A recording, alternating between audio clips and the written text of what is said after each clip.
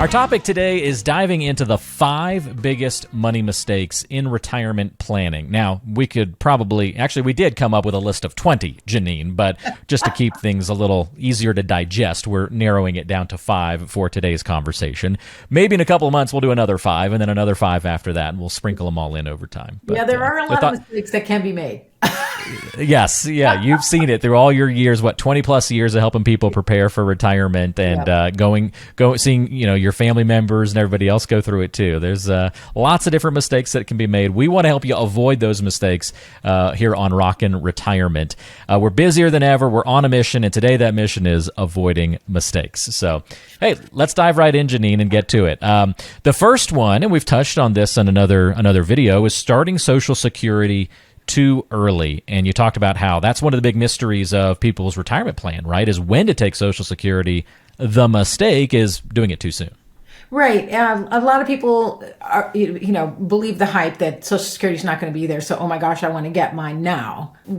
Depending on your circumstances, whether or not that's a good idea and whether you're still working is going to influence that decision. Because if you're still working and you're taking Social Security early, you're not only getting a permanent discount in the benefit, meaning a deduction from the benefit, there's an earnings test. And if you trigger the earnings test, you're not going to get the full Social Security benefit because it's going to be withheld. So, you've got to really look at what your options are for taking it early like that, and whether it actually makes sense.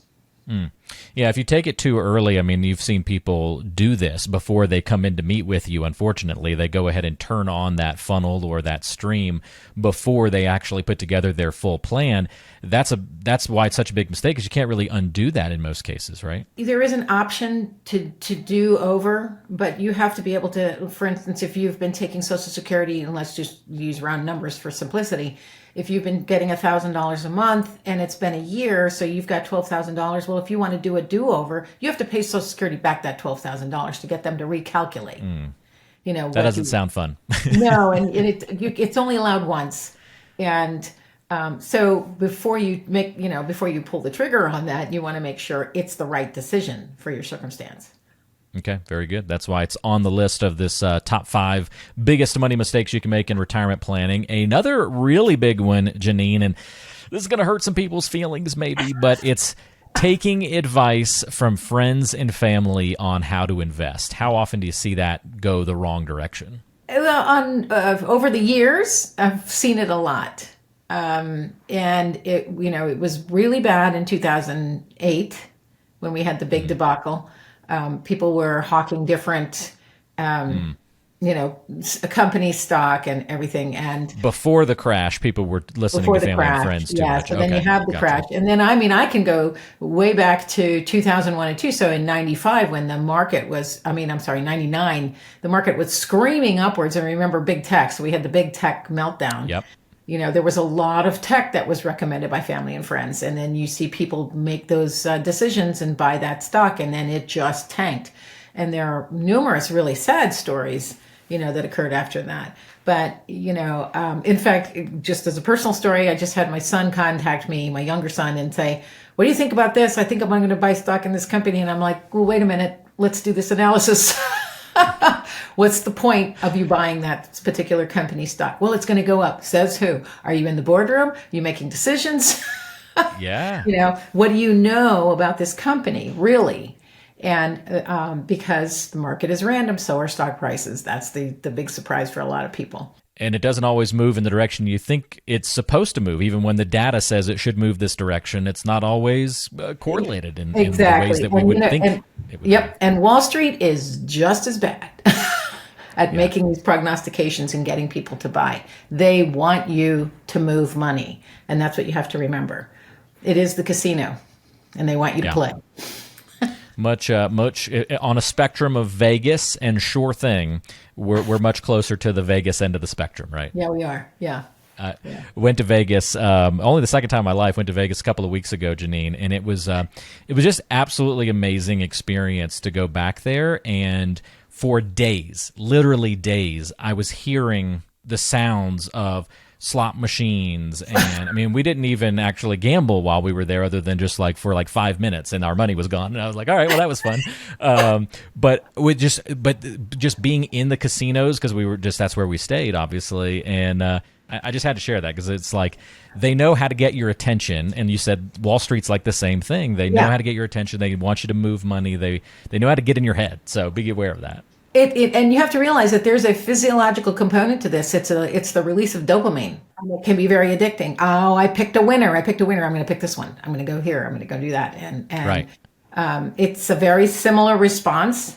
And so once you understand what the game is, then you can take control of your game, because you want to play your game, not their game. Right. Really and that important. ties back into the taking advice from friends and family, because often by the time they're telling you about some of these things, that opportunity may have passed, or it's not the right fit for you. And we could come up with a long list of reasons why this is one of the biggest mistakes, but certainly on the list. All right. How about number 3? And this is a really big one. It's simple, but so many people just don't diligently do this. And that's failing to review and update your plan on some sort of regular basis. Do you have a way of describing what regular basis is for you and your clients? At least once a year. But what is very frustrating is when someone goes and makes a move or does something substantial and then comes back and says, oh, by the way, we did this. Okay. And I'm like, what? We should have had this conversation before you did that, because now this is you can't reverse this. Life happens. And I tell clients this all the time. Life happens. So you have to expect life to happen. But if you can take a minute to go, okay, let me go back and look at what I wrote. Estate planning is the same way. The person who was the executor of your will, you may not like that person anymore. You may not be talking to them. Are you talking about legacy planning for children? You might not like that kid anymore. He doesn't like you. So you need to review your plans, because things change or life happens, and then you have to, put things in place to accommodate. Folks that, and it's human, it's the human condition to just think that things are going to stay the same, or we want them to stay the same, and they just don't.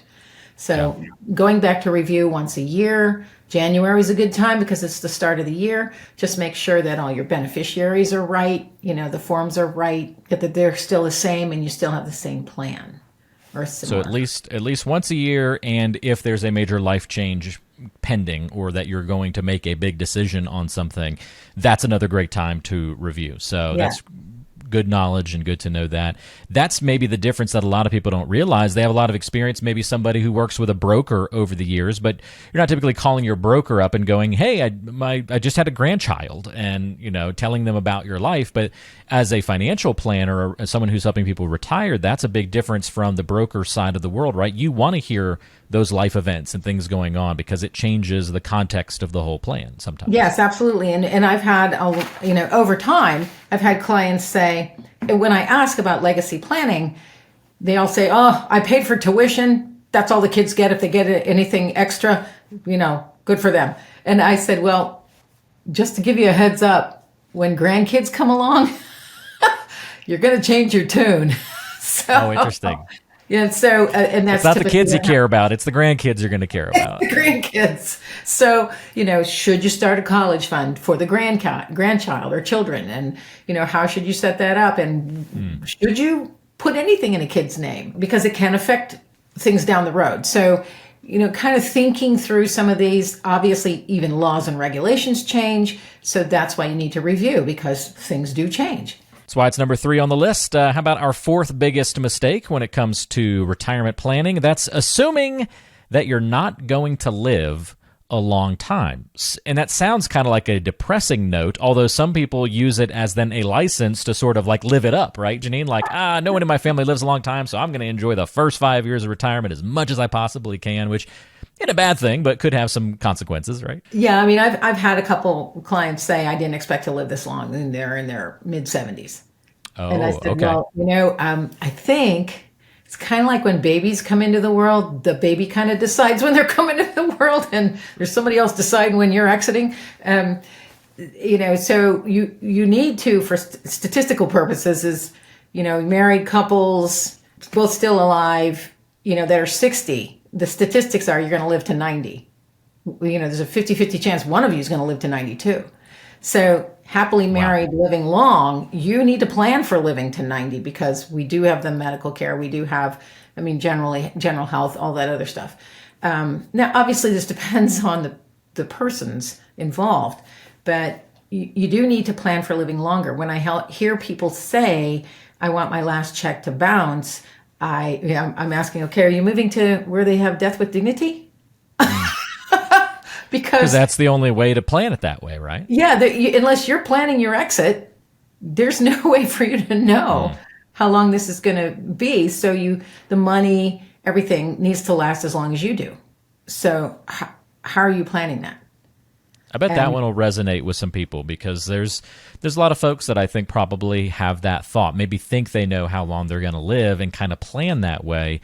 And it's kind of like we have to undo that thinking a little bit, right? Yeah. And things can happen. Everybody knows that. I had a client who was in phenomenal shape. He was on 2 soccer teams. He got in an argument with the ref at a soccer game, died on the soccer field at 62. Oh, no. Oh, that's terrible. Yeah, it was a shock to everybody. But that can happen. On the other hand, I have a client who's 91 and she's going strong, and she's a lot of fun to talk with. And so she keeps saying, I hope to be not here next year. I go, I don't think that's up to you.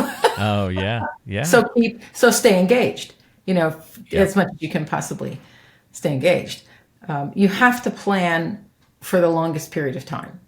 Well, you mentioned stay engaged, and that's Rockin Retirement, right? That's why the name of the show, the podcast is Rockin Retirement, the YouTube channel is Rockin Retirement, and the whole idea is that you're going to be busier than ever in retirement. And the on a mission part, we're on a mission. You need more intentional decisions about your retirement. Yeah. We need to live with that purpose and stay engaged because you might likely will have more time than you think in retirement. And so we've got to plan for that busyness. It's not sitting on the front porch letting things just pass you by anymore. That's not people's retirement typically.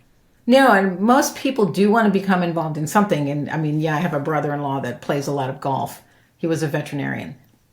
Okay, that's what he likes to do. Yeah. But, one of my choir buddies is an 87-year-old lady that lives on an old farm. She is, I watch her walk and watch her interact, and she's fully engaged.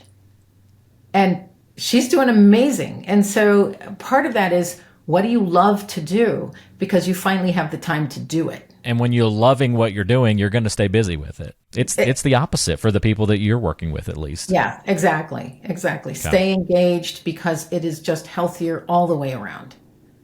Let's hit number 5. It's a little bit techie. It's called sequence of returns risk, the 5th big money mistake that people make. You're going to have to explain that one for folks, I think, Janine. Well, the real key message there is to remember or to think about the fact that the market itself is not linear. Yes, over time, it goes from here to here. But, in between that, it's up, down, and sideways. And so sequence of returns means, in 2021, the S&P 5 was up 28%. But last year, it stunk. It was down 20%. It ended up being down about 20%. So you have these highs and these lows, and that's normal. So sequence of returns is expecting to get 6% every year, or some people like to tout there's 12% every year. That does not exist. And so you have to, in order to capture, you want to capture the whole market and not get caught in this, oh my gosh, I have to get X amount of return every single year. So sequence of returns mean, you need to understand that the market is random. And so if it's random and I don't know who's going to be at the top of the market in any given year, I want to own the whole market. So how do I do that? So you don't want to retire on a year when it's down 30%, and starting off your retirement like that puts you at a greater risk. That's right. And that's actually what happened a lot of people do remember this, what happened in 2008, because from the end of November 2007 to the beginning of March 2009, so that's a longer period of time than a year, the S&P 5, which is what everybody benchmarks to, was down 63%. So that was a really bad time to retire for a lot of people. And so a lot of people didn't retire. And so you're saying proper planning can avoid that. Even in a down year, someone could still have that confidence to retire if their plan is set up properly. That's right. So if you understand what happens with sequence of returns, you can avoid it to a large degree by how your portfolios are structured and how you're looking at, the investment world. Yes, there's so much out there that it can be overwhelming, because what actually applies to you, that's really important. But using the science and the research is equally as important, so that you don't fall into the many traps that are set. There you go. 5 of the biggest money mistakes in retirement planning. If you have any questions about something that Janine talked about today, you can get in touch with her pretty easily. You can call 443-718-6311 or go online to theuswealthadvisors.com. You can also find that in the show notes or down in the description of today's show if you're watching on YouTube and checking us out there. So check it out. This has been Rockin' Retirement, busier than ever and on a mission with Janine Theus.